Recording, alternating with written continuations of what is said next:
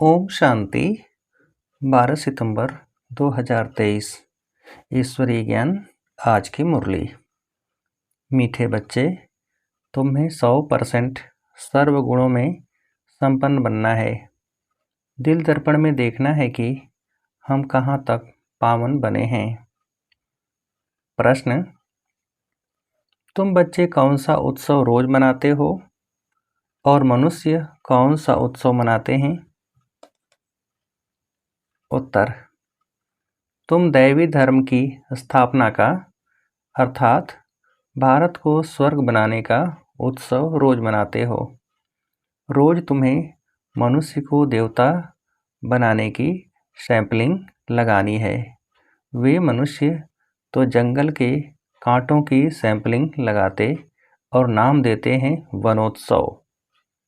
तुम कांटों से फूल बनाने का उत्सव रोज मनाते हो। तुम्हारे जैसा उत्सव और कोई मना नहीं सकता। गीत मुखड़ा देख ले प्राणी। ओम शांति। यह किसने कहा? यहाँ तो है ही बाप और बच्चों का सम्मुख मिलन। बच्चों को अब दिव्य चक्षु ज्ञान का तीसरा नेत्र मिला है देखने के लिए, क्योंकि पतित अथवा पाप आत्माएं तो सब थे। पतितों को पावन बनाने के लिए बाप श्रीमत देते हैं। यह श्रीमत देने वाला कौन है, उनको भी समझना चाहिए।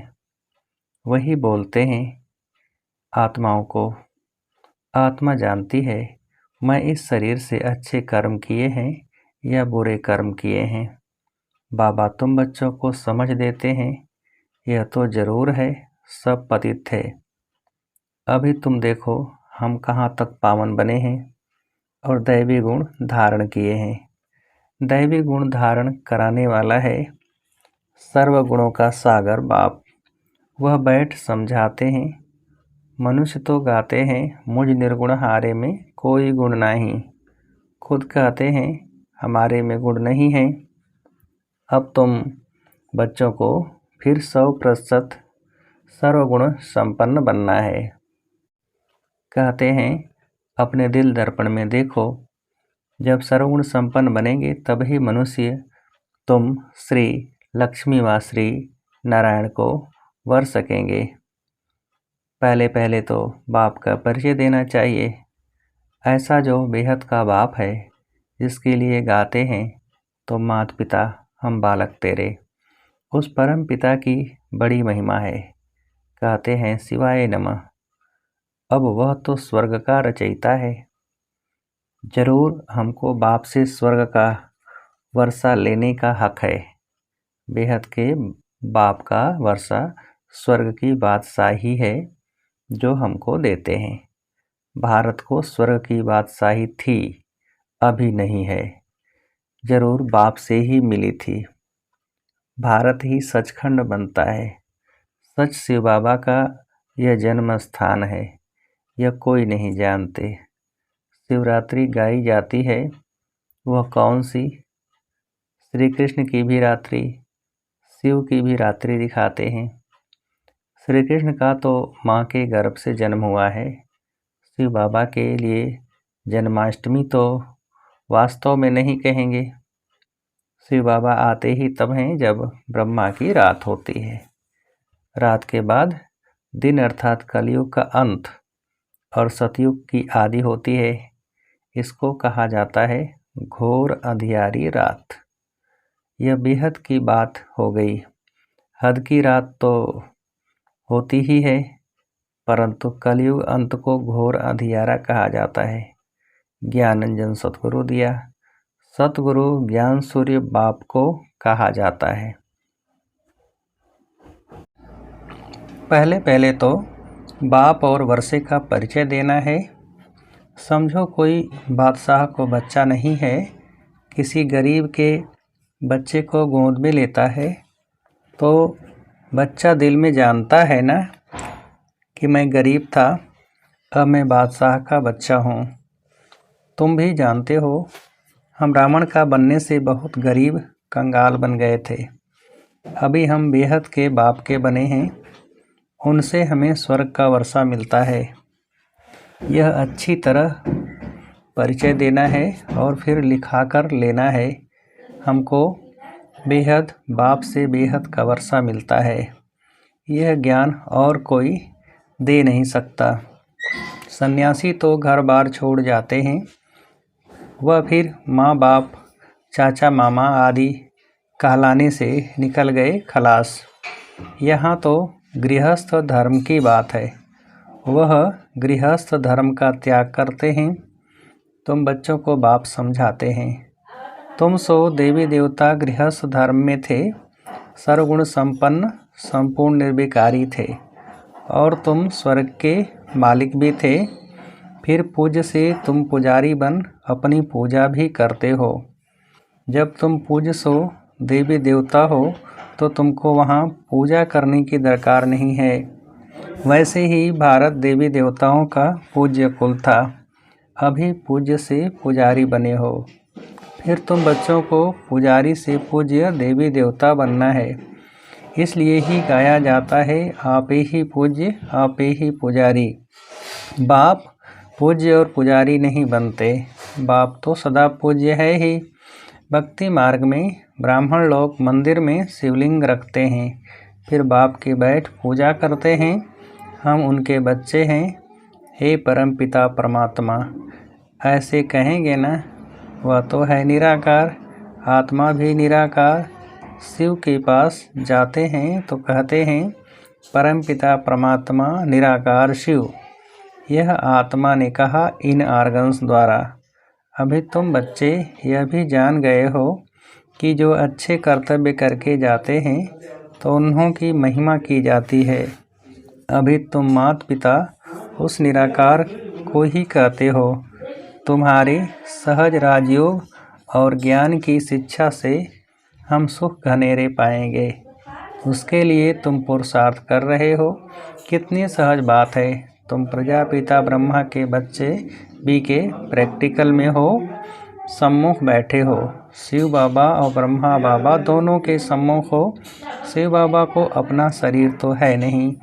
तुम जानते हो शिव बाबा इनके मुख द्वारा राजयोग सिखला रहे हैं। श्री कृष्ण तो छोटा बच्चा है, वह कैसे कहेगा कि देह सहित देह के सभी संबंधों को भूलो, अपने को आत्मा समझो। यह श्री कृष्ण तो कह न सके, यह तो बाप ही कह सकते हैं। तो यह बड़ी भूल हुई ना।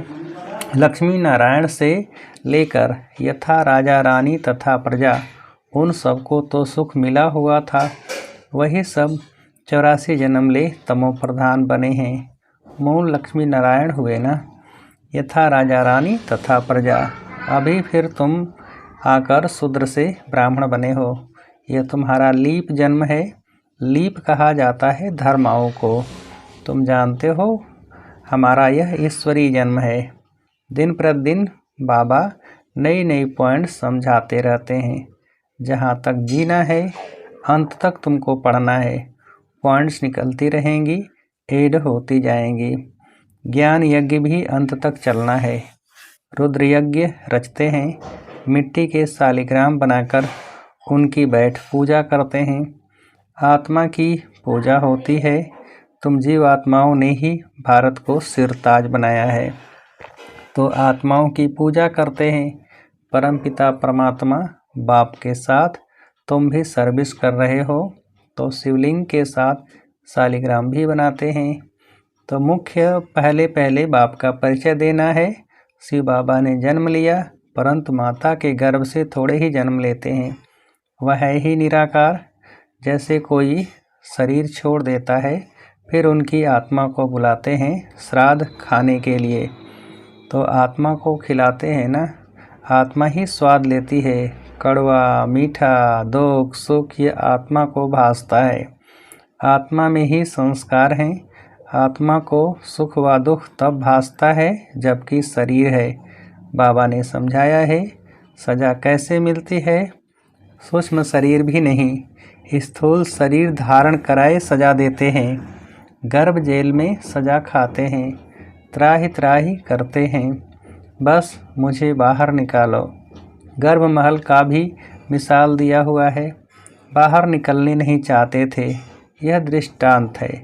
सतयुग में गर्भ भी महल बन जाता है, वहाँ कोई पाप होता नहीं। अभी तुम जानते हो पतित कैसे हुए हैं। नाम ही है अजामिल जैसे पतित। बहुत पाप करते हैं। पावन माना निर्विकारी। मूल बात ही विकार की है। इसलिए पावन बनने के लिए सन्यासी घर बार छोड़ देते हैं तो उनको महात्मा कहते हैं। मनुष्य सब पतित हैं, इसलिए गाते रहते हैं पतित पावन सीताराम, रघुपति राघव राजा राम। अब राजा राम तो शिव बाबा को नहीं कहेंगे। राम परमपिता परमात्मा को कहा जाता है, राजा राम नहीं। मैं तो राजा महाराजा बनता नहीं हूँ। श्री लक्ष्मी नारायण, श्री लक्ष्मी महारानी, नारायण महाराजा तुम बनते हो, हम नहीं। मैं तो निराकार पुनर्जन्म रहित हूँ। शरीरधारी जो हैं वह सब पुनर्जन्म लेते रहते हैं। बाप कहते हैं मैं हूँ निराकार, मुझे भी प्रकृति का आधार लेना पड़ता है। मैं गर्भ में प्रवेश नहीं करता हूँ, मैं इनमें प्रवेश करता हूँ। यह अपने जन्मों को नहीं जानते हैं। बाप बैठ समझाते हैं, तुम सो देवी देवता थे, फिर शूद्र बने, अभी तुम सो ब्राह्मण बने हो। मैं तुमको समझाता हूँ, तुम अपने जन्मों को नहीं जानते। जो ब्राह्मण बनेंगे वही आकर समझेंगे। बाप कहते हैं इस प्रकार तुमने 84 जन्म पूरे किए हैं। कहा जाता है 21 पीढ़ी का वर्षा। बेहद का बाप बेहद सुख का वर्षा देंगे न। लौकिक बाप से तो अल्पकाल का सुख मिलता है। अमरलोक में आदि मध्य अंत सुख है, यहाँ आदि मध्य अंत दुख है। तुम पार्वतियों को अमरनाथ शिव बाबा अमर कथा सुनाते हैं। सत्यनारायण की कथा भी वह सुनाते हैं। ज्ञान का तीसरा नेत्र देने की कथा है। भारतवासी सदा सुखी थे, बहुत पवित्र थे। पवित्रता हेल्थ वेल्थ थी। कभी कोई बीमार नहीं पड़ते थे। नाम ही है स्वर्ग। भारत प्राचीन स्वर्ग था और कोई धर्मखंड आदि वहाँ नहीं थे। झाड़ का थुर तो होगा ना। थुर में कौन रहते थे? बरोबर देवी देवताओं के चित्र हैं। वह था फाउंडेशन। परंतु अपने को देवी देवता धर्म वाले कहलाते नहीं। अभी उन्हों की राजधानी स्थापन हो रही है। तुम सतयुग का राधे कृष्ण का जोड़ा बन सकते हो। आओ तो हम आपको समझाएं, तुम सच सच स्वर्ग का प्रिंस कैसे बन सकते हो। इस समय तो सब पतित हैं। कोई भी युक्ति से लिख सकते हो। कहते हैं सब धर्म मिलकर एक हो जाएं, परंतु यह कैसे हो सकता। एक धर्म तो सतयुग में ही था।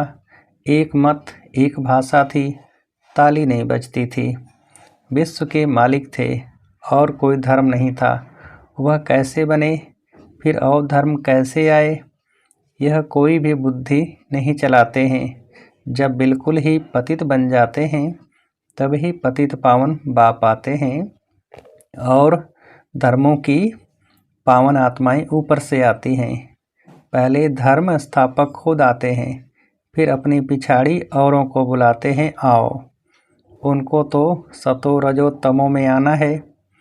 जो भी आते हैं सबको सतो रजो फिर तमो बनना ही है। परंतु अभी तुम पतित से पावन बनते हो। सब बुलाते हैं गॉड फादर आओ, आ करके हमको हेवन में ले जाओ। वह हेवन कोई मुक्ति को, कोई जीवन मुक्ति को समझते हैं। तुम समझते हो हेवन जीवन मुक्ति को कहा जाता है। तुम्हारा सैंपलिंग लग रहा है, वह फिर जंगल के कांटों का सैंपलिंग लगा रहे हैं। रात दिन का फर्क है। उनका भी उत्सव मनाते हैं, वनोत्सव। झाड़ उगाने के लिए उत्सव मनाते हैं। तुम दैवी धर्म स्थापना का अर्थात भारत को स्वर्ग बनाने का रोज उत्सव मनाते हो। रोज मनुष्य से देवता बनाने का पुरुषार्थ करते हो। कांटों से फूल बनाना यह तुम्हारा रोज का उत्सव होता है। बागवान फिर जरूर इतना इनाम भी देंगे। बच्चों ने गीत सुना। हे प्राणी, अपने दिल दर्पण में देखो। तुम स्वर्ग के देवी देवता बनने अथवा लक्ष्मी को वरने लायक बने हो। कोई अवगुण तो नहीं है। भल तूफान तो खूब आएंगे। माया छोड़ती कोई को नहीं है। बड़े बड़े दीपकों को भी बुझा देती है। उल्टे सुल्टे संकल्प तो खूब वार करेंगे। मजबूत रहना है, इसमें मुरझाने की बात नहीं है। बाप से योग तोड़ नहीं देना है। सबका खिवैया वह बाप है।